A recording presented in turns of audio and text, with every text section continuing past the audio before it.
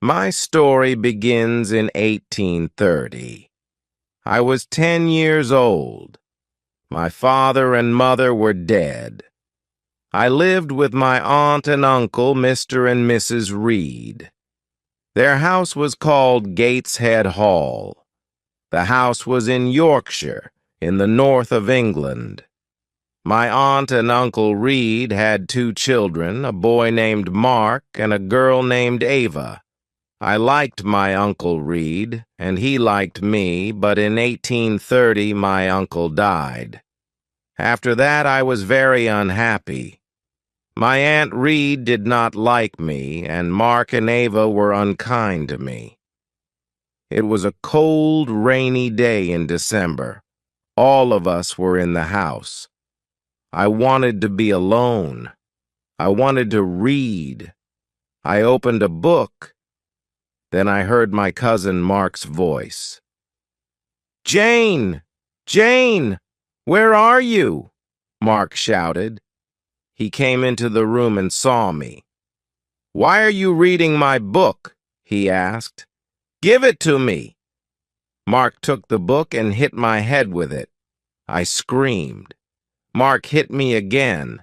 I pulled his hair and kicked him. "Help! Help! Mama!" Mark shouted. "Jane is hurting me!" Aunt Reed ran into the room. She pulled me away from Mark. "Mark hit me with a book," I said.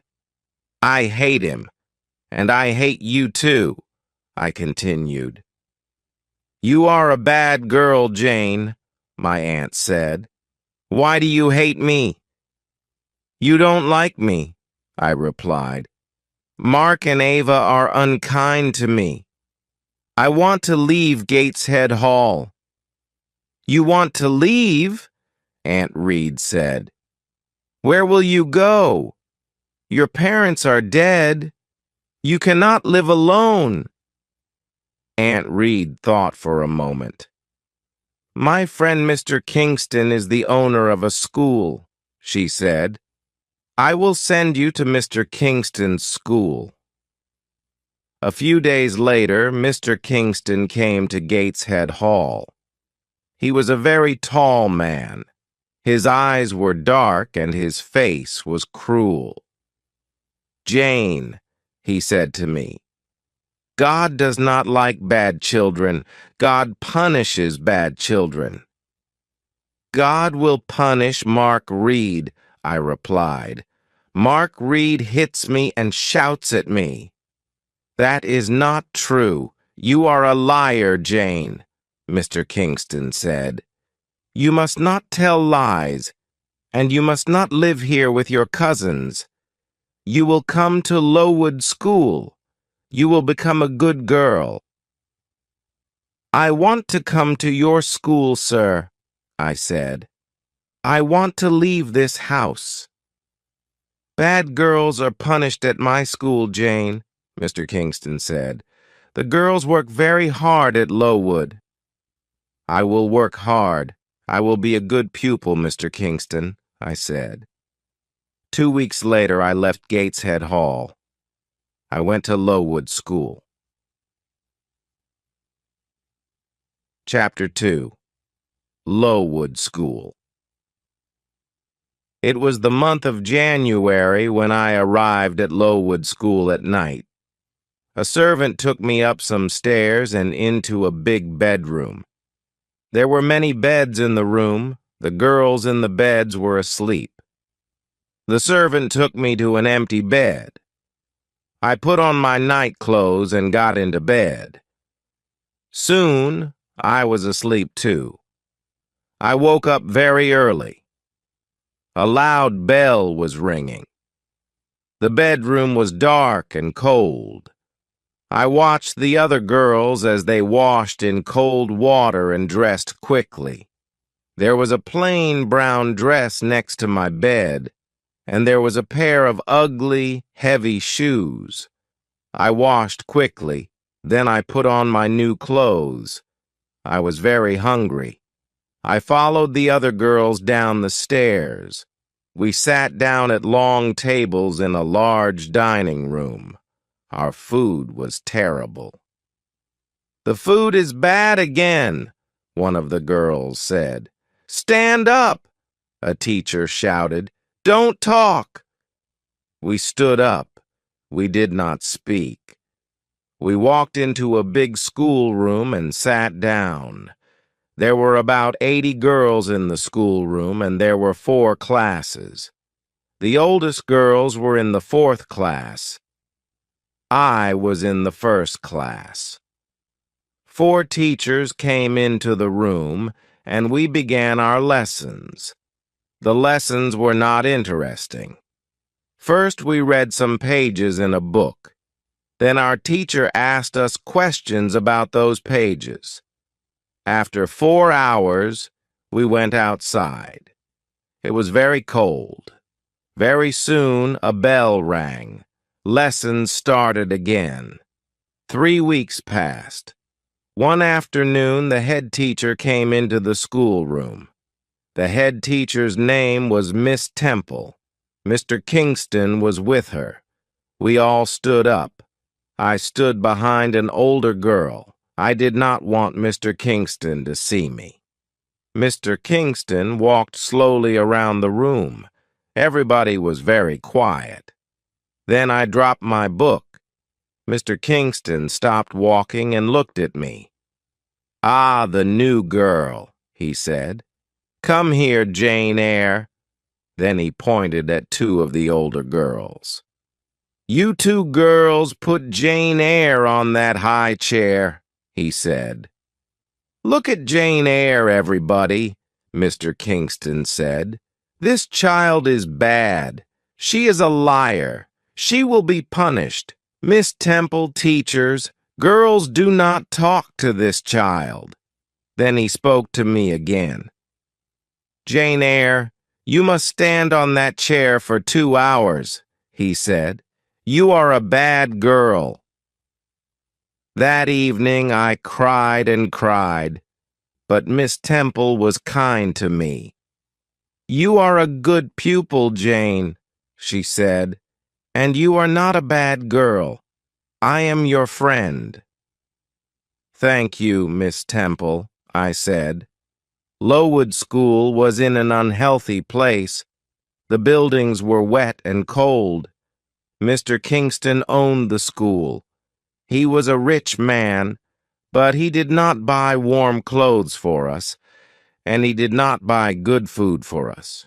Everybody hated him. In the spring, many of the girls became sick. Some of them left the school. They never came back. Many of the girls died. That spring was a terrible time. We had no lessons. Miss Temple and the other teachers took care of the sick pupils. Mr. Kingston had to buy better food for us, and he had to buy warm clothes for us. Mr. Kingston never came to the school. The next year, Lowood School moved to a better place. It was a healthier place. There were new schoolrooms, new bedrooms, and a new dining room. The new buildings were bright and clean. The teachers were happy. After that, I was happy at Lowood School, too. I was a pupil at Lowood School for 6 years. Then I became a teacher. I was a teacher at the school for 2 years, but I never returned to Gateshead Hall, and the Reeds never wrote to me. Chapter 3. Thornfield Hall. In 1535, I was 15 years old. In the summer, Miss Temple left Lowood School. She got married. I wanted to leave Lowood, too. I wanted a new life. I will be a governess, I thought.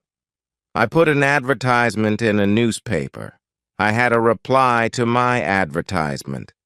The reply was from Mrs. Fairfax of Thornfield Hall, near Millcote. Millcote was about 70 miles from Lowood School. Mrs. Fairfax wanted a governess for a little girl. I wrote to Mrs. Fairfax immediately. I was going to be a governess at Thornfield Hall. I traveled to Millcote in a coach. At Millcote, a servant met me. He took me to Thornfield Hall. At Thornfield Hall, another servant opened the door. She was smiling. She took me into a small, warm room. A lady was in the room. She was sitting by the fire. "Are you Mrs. Fairfax?" I asked her. "Yes, my dear," she said. "And you are Miss Eyre. Are you cold? Sit by the fire. A servant will bring you some food. Mistress Fairfax is very kind." I said to myself, "I will be happy here." "Will I see Miss Fairfax tonight?" I asked. Mrs. Fairfax looked at me and smiled. "Miss Fairfax?" "No, no," she said. "Your pupil's name is not Miss Fairfax. Your pupil is Adele. Adele's mother was a Frenchwoman. Adele is Mr. Jack's ward. He takes care of her." "Mr. Jack? Who is Mr. Jack?" I asked. "Mr. Edward Jack is the owner of Thornfield Hall," Mrs. Fairfax said. "I am his housekeeper. I take care of Thornfield Hall. Mr. Jack is not here now. He does not like this house. He is often away from home." I was very tired. Mistress Fairfax took me up the wide stairs. She took me to my room. I went to bed immediately and slept well. The next morning, I woke early. The sun was shining. I put on a plain black dress. I opened my bedroom door, walked along a corridor, and down the wide stairs. I walked out into the sunny garden. I turned and looked up at my new home. Thornfield Hall was a beautiful house with many large windows. The garden was beautiful too. After a few minutes, Mrs. Fairfax came into the garden. She spoke to me. "Good morning, Miss Eyre," she said. "You have woken early. Miss Adele is here. After breakfast, you must take her to the schoolroom. She must begin her lessons." A pretty little girl walked towards me. She was about 8 years old. She spoke to me in French, and I replied in French. After breakfast, I took Adele to the schoolroom. We worked all morning. Adele enjoyed her lessons, and I was happy. In the afternoon, Mrs. Fairfax took me into all the rooms of Thornfield Hall. We looked at the paintings and the beautiful furniture. We walked along the corridors. "Come up onto the roof, Miss Eyre," Mrs. Fairfax said. "You will see the beautiful countryside around Thornfield Hall." We walked up many stairs. At last, we were at the top of the house. We walked along the top corridor. Mrs. Fairfax opened a small door, and we walked onto the roof. "Look, Miss Eyre," Mrs. Fairfax said. "You can see for many miles." We stood on the roof for a few minutes. Then we went back into the house. We walked carefully towards the stairs. The top corridor was narrow and dark.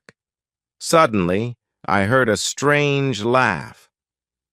"Who is that, Mrs. Fairfax?" I asked. Mrs. Fairfax did not reply. She knocked on a door. "Grace," she said. The door opened. Behind the door was a small room. A servant was standing at the door. "Be quiet, Grace, please," Mrs. Fairfax said. The woman looked at Mrs. Fairfax, then she closed the door. "That was Grace Poole," Mrs. Fairfax said. She works up here sometimes. She laughs and talks with the other servants. Don't worry about Grace. Please come downstairs now, Miss Eyre. Chapter 4. Mr. Jack. 3 months passed. I had not met the owner of Thornfield Hall. Mr. Jack had not come home. One January afternoon, I went out and walked towards the road. I was going to the village of Hay. I was going to post a letter in the village. Hay was 2 miles from Thornfield Hall. The day was fine, but it was very cold. I had walked quickly, and soon I was near the village. Suddenly, a big black and white dog ran past me. A moment later, a man on a black horse followed the dog. Then I heard an angry shout. The dog ran past me again. It was barking loudly. I turned around. The horse had fallen on the icy ground, and the man had fallen from the horse. I walked towards them. "Can I help you, sir?" I asked. "My horse fell. I've hurt my foot," the man said. The horse stood up. The man tried to stand up too, but he could not. He fell onto the ground again. The man was about 30 years old. He was not handsome, but he had a strong face. He had dark eyes and black hair. He was not very tall, but his body was powerful. "I'll bring somebody from Thornfield Hall," I said. "Do you live at Thornfield?" the man asked. "I am the governess," I replied. "Ah, yes, the governess," the man said. "Help me, please." The man stood up very slowly, and he put his hand on my shoulder. He walked slowly towards his horse. I helped him. He pulled himself onto the horse. "Thank you. Now go home quickly," the man said, and he rode away. I walked to the village and posted my letter. Then I returned to Thornfield Hall. Bright lights were shining in the big house. I went inside. A big black and white dog walked towards me. It came from the dining room. I had seen the dog before. "Whose dog is that?" I asked a servant. "It's Mr. Jack's dog," the servant replied. "Mr. Jack has come home, but he has hurt his foot. His horse fell on some ice." I smiled. The owner of Thornfield Hall had returned. But I did not see Mr. Jack again that day. I saw Mr. Jack the next day. He sent for me in the evening. I put on a clean dress and brushed my hair carefully. Mr. Jack was in the large sitting room. He was sitting in a big chair, and his right foot was on a small chair. Mrs. Fairfax and Adele were sitting with him. "Sit by the fire, Miss Eyre," he said. "Where have you come from?" "From Lowood School," I replied. "I was there for 8 years." "8 years?" Mr. Jack said. "That is a long time. Who are your parents?" "I have no parents, sir," I answered. "They are dead." "But where is your home, Miss Eyre?"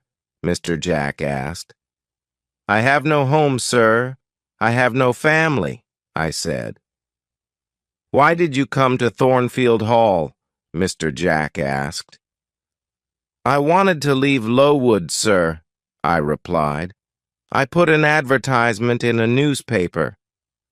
Mrs. Fairfax replied to my advertisement. "Yes, I did," Mr. Fairfax said. "Miss Eyre is a good teacher." Mr. Jack smiled for the first time. "You are very young, Miss Eyre," he said. I am 15, sir, I replied.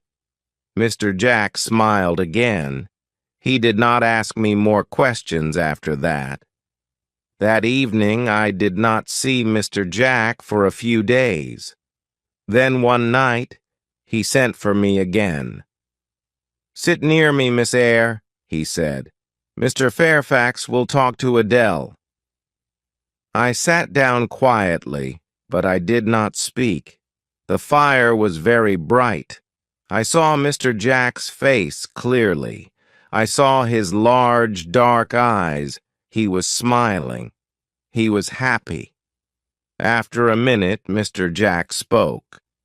"Miss Eyre," he said, "you are looking at me very carefully. Am I a handsome man?"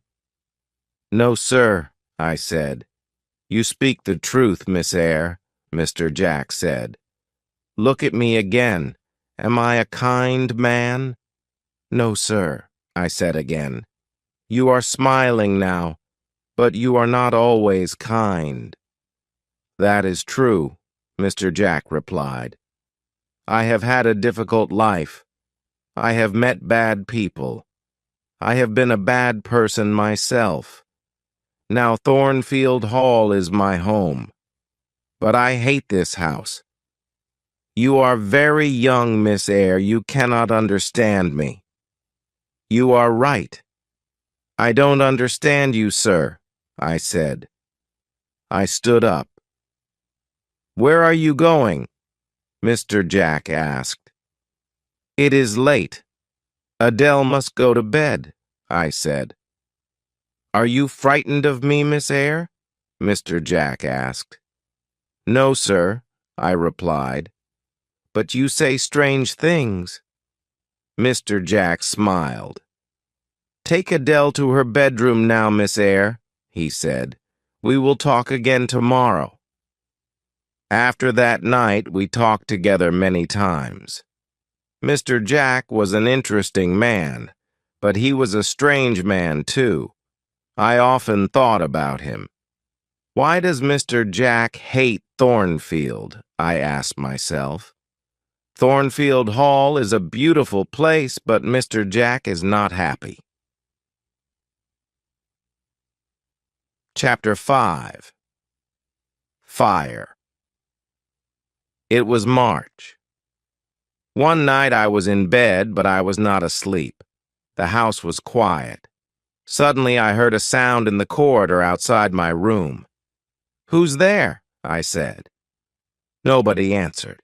Then I heard a strange laugh. I got out of my bed and went quietly to the door. I listened. I heard another sound. Somebody was walking up the stairs to the top corridor. Then I heard somebody close a door. Was that Grace Poole? I said to myself. Yes, it was Grace. Why was she laughing? And why is she walking in the house at night? Is she mad? I must tell Mistress Fairfax about this. I will speak to her next. Now I put on some clothes and opened the door. There was a candle on the floor outside my room. The candle was burning. There was thick smoke in the corridor. I went into the corridor and looked around me. The door of Mr. Jack's bedroom was open, and the smoke was coming from Mr. Jack's room. I ran into the room. "Wake up, sir!" "What happened?" "Jane, there was a fire, sir. Grace Poole tried to kill you." I sat in a chair by the window. Time passed. At last, Mr. Jack returned. "Please don't worry, Jane," he said. "Grace Poole is a strange woman, but she won't hurt anybody." Tonight, I stood up. "Good night, sir," I said. Mr. Jack held my hand. He looked at me and smiled. "Thank you, my dear friend," he said. "You saved my life tonight, Jane."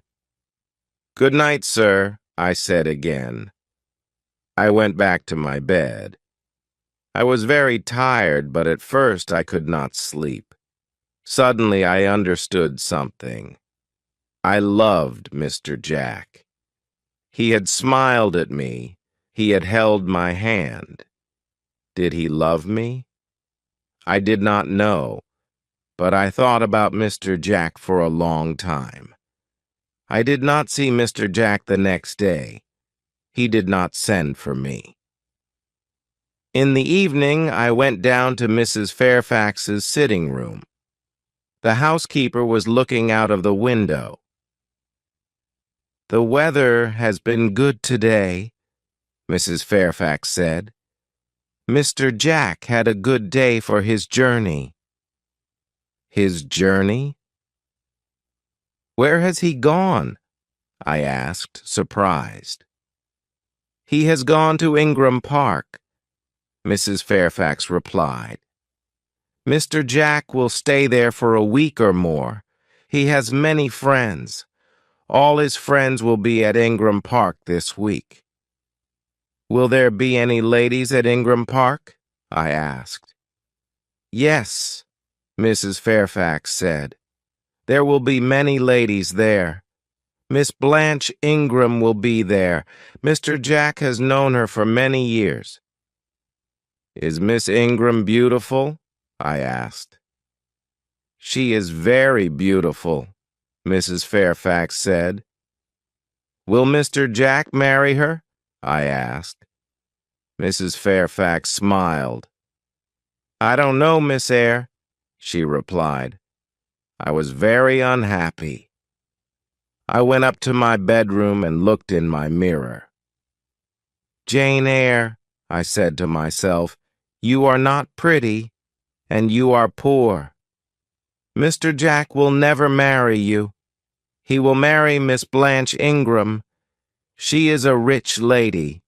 You are a poor governess. Forget Mr. Jack, Jane Eyre, forget him." Chapter 6. Guests at Thornfield Hall. 2 weeks later, a letter arrived for Mrs. Fairfax.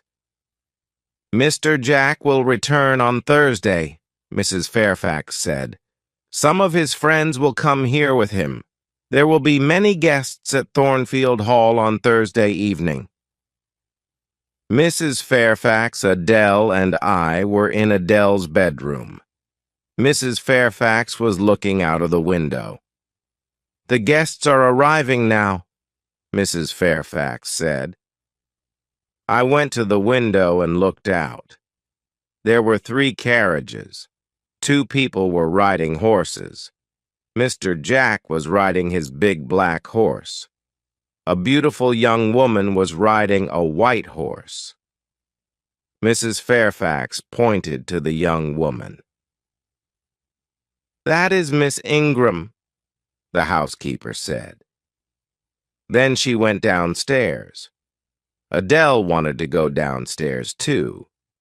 "No, Adele," I said. "We cannot go downstairs tonight. Mr. Jack is talking to his guests." The next day, Mrs. Fairfax came into the schoolroom. "Mr. Jack wants you to meet his guests tonight, Miss Eyre," she said. "Adele must meet them too." Later, Adele and I went quietly into the sitting room, and soon 8 ladies came into the room. One of them was tall, dark, and very beautiful. She was Blanche Ingram. Adele ran towards her. "Good evening, beautiful lady," she said in French. "What a pretty little girl," Blanche Ingram said. Miss Ingram spoke to the other ladies, and she spoke to Adele, but she did not speak to me. Half an hour later, the gentleman came into the room. I looked at Mr. Jack. He saw me, but he did not speak to me. Miss Ingram pointed at Adele. "Why doesn't this little girl live at a school, Mr. Jack?" she asked. Adele learns her lessons at home, Mr. Jack replied. She has a governess. Oh, yes, that small woman by the window, Miss Ingram said. I had many governesses. I hated all of them. They were all ugly and stupid. Later, Miss Ingram and Mr. Jack sang some songs together. Mr. Jack had a fine voice. I listened to the songs, then I left the room. Mr. Jack followed me. "What is wrong, Jane?"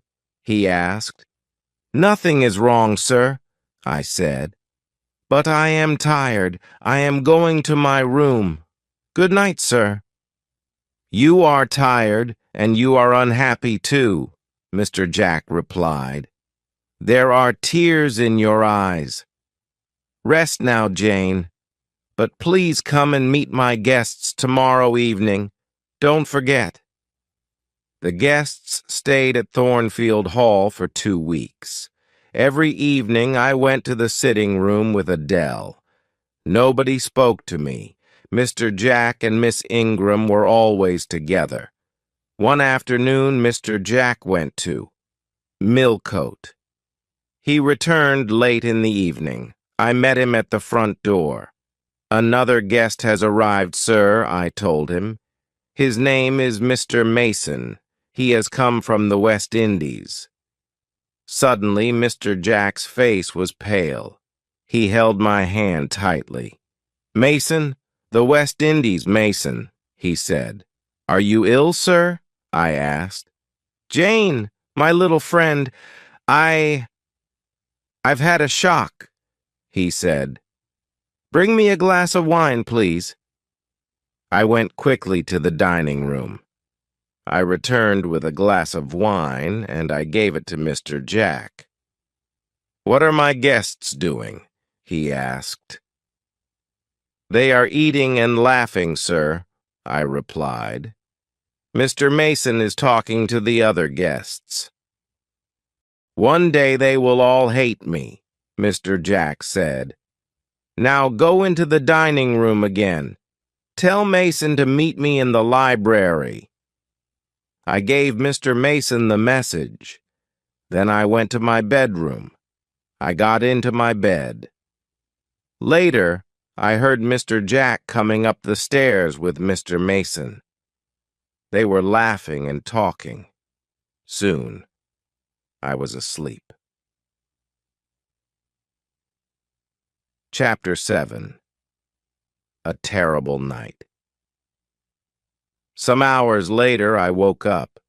A terrible cry had woken me. The moon was bright. Its light was shining through my window. I listened. Then I heard somebody shouting, "Help! Help! Jack! Help me!" The voice came from the top corridor. "Help! Help!" I got out of bed and I put on a dress and some shoes. I opened my door. All the guests were in the corridor outside the bedrooms. They were all asking questions. "What happened?" they asked. "Is there a fire? Who is hurt? Where is Mr. Jack?" "I am here," Mr. Jack said. He was walking down the stairs from the top corridor. "What is wrong, Mr. Jack?" Miss Ingram asked. "What has happened?" "Nothing is wrong," Mr. Jack replied. "One of the servants has had a bad dream. Go back to bed."